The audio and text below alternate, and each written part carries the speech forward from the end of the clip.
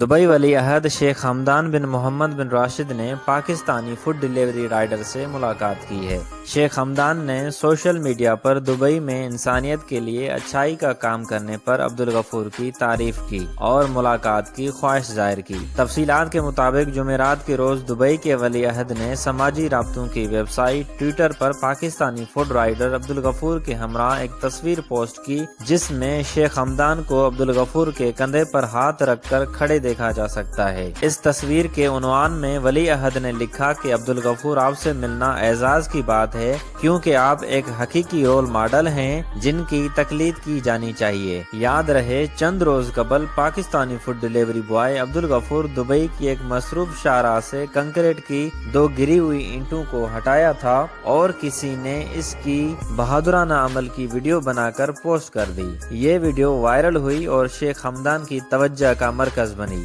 جنہوں نے اپنے لاکھوں فالوور سے اس شخص کی شناخت کی مدد مانگی۔ اس کے فوراً بعد شیخ حمدان نے دوسری پوسٹ لگائی کہ اچھا آدمی مل گیا ہے، شکریہ عبدالغفور، ہم آپ سے جلد ملاقات کریں گے۔ عبدالغفور کا کہنا ہے کہ مجھے یقین ہی نہیں آ رہا کہ ولی عہد مجھ سے بات کرنا چاہتے ہیں۔ جب کال آئی، میں کھانے کی ڈیلیوری کے لیے باہر تھا۔ ولی عہد نے میرا شکریہ ادا کیا اور کہا، میں اس وقت ملک سے باہر ہوں، جلد آ کر آپ سے ملاقات کرتا ہوں۔